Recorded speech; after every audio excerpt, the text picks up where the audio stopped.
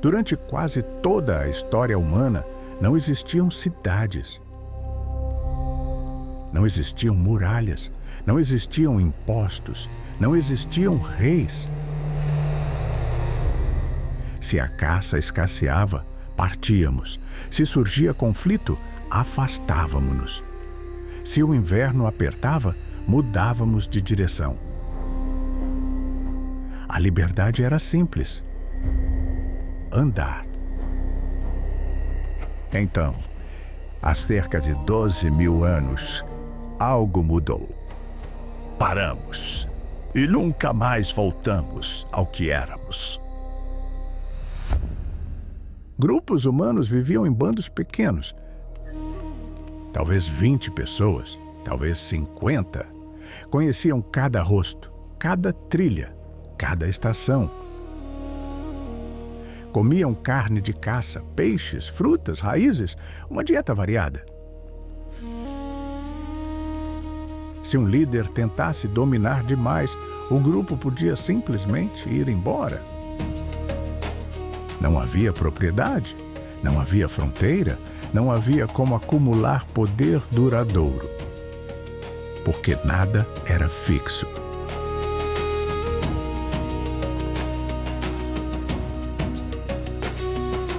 Oriente Próximo.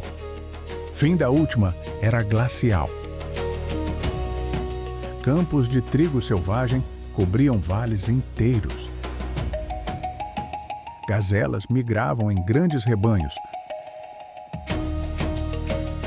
Água sazonal era previsível.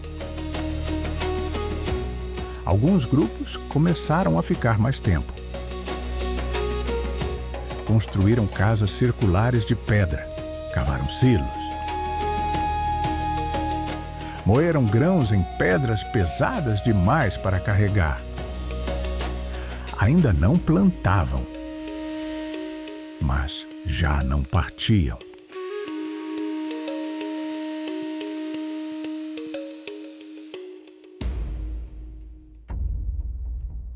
Dez 1800 a.C. O clima esfriou de novo. Campos rarearam. As estações tornaram-se imprevisíveis. Mas agora havia aldeias. Havia estoques. Havia crianças demais para voltar à vida nômade. A escolha era brutal: reduzir o grupo ou controlar a terra. Eles escolheram controlar. Selecionaram sementes, arrancaram plantas concorrentes, redirecionaram água. A agricultura nasceu sob pressão. Os ossos contam a história. Esqueletos de agricultores iniciais mostram estatura menor, dentes cariados por dieta rica em amido, colunas comprimidas, articulações desgastadas, mulheres ajoelhadas, horas por dia moendo grãos, desenvolveram deformações crônicas nos joelhos e na lombar. A diversidade alimentar desapareceu. O trigo substituiu dezenas de plantas. Viviam tanto quanto antes, mas trabalhavam mais, comiam pior, adoeciam mais. A civilização começou com um declínio físico. Um campo cultivado leva meses para produzir. Se outro grupo colhe, tudo está perdido. A agricultura criou algo novo, algo fixo, algo valioso, algo vulnerável. Jericó ergueu muralhas de pedra com vários metros de altura. Não para simbolizar poder, para proteger grãos. Onde há armazenamento, há saque. Onde há saque, há defesa. No sul da Mesopotâmia, Os rios Tigre e Eufrates eram imprevisíveis. Inundavam, secavam, mudavam de curso. Controlar água exigia canais longos, diques constantes e trabalho coordenado. Isso não podia ser feito por uma família. Alguém precisava organizar, alguém precisava distribuir, alguém precisava decidir. O poder deixou de ser temporário. Passou a ser estrutural.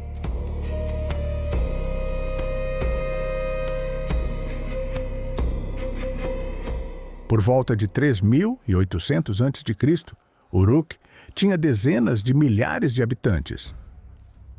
Estranhos vivendo lado a lado.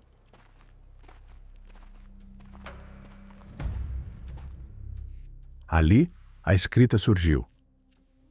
Não para contar histórias, mas para registrar grãos, controlar trabalho, cobrar tributos. Milhões de tigelas de barro idênticas foram encontradas nas ruínas. Cada uma representava uma ração.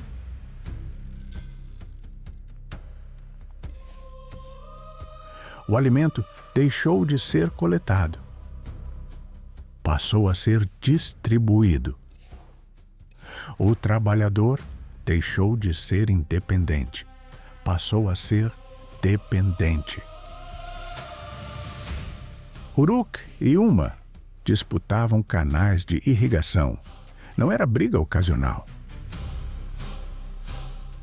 Era guerra contínua.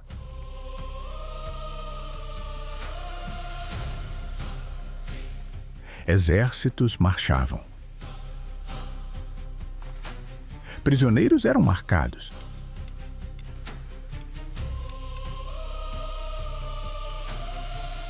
Escravos cavavam os próprios canais que sustentavam seus conquistadores. O rei oferecia proteção em troca de impostos, trabalho, obediência. A violência tornou-se permanente.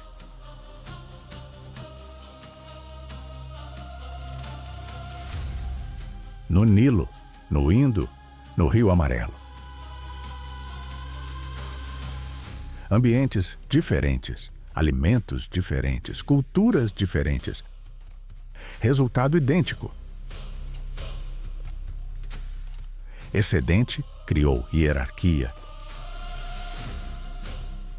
Hierarquia criou Estado. Estado criou guerra permanente.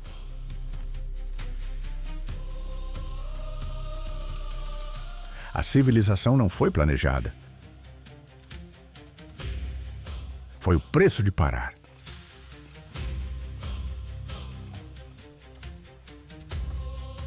E desde então, ninguém mais conseguiu voltar atrás.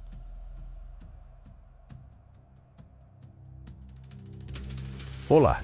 Antes de você sair do vídeo, obrigado por assistir. Se puder, deixe um like e um comentário. Isso me ajuda demais. Um abraço.